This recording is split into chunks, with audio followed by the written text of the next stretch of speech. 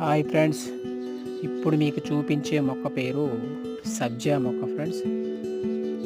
ఈ యొక్క సబ్జా మొక్క ప్రతి ఒక్కరి ఇంట్లో ఉండవలసిన మొక్కలలో ఇది ఒకటి ఫ్రెండ్స్. సబ్జా మొక్క యొక్క ఆకులు సుగంధ పరిమళాన్ని వెదజల్లే సువాసన వస్తుంది ఫ్రెండ్స్.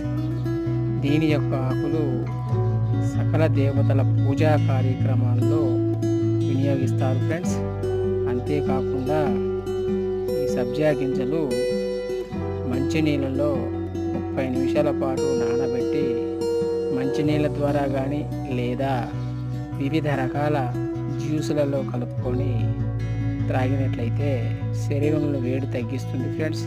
అంతేకాకుండా ఈ సబ్జా గింజలలో ఈ విటమిన్ పుష్కలంగా ఉంటుంది ఫ్రెండ్స్.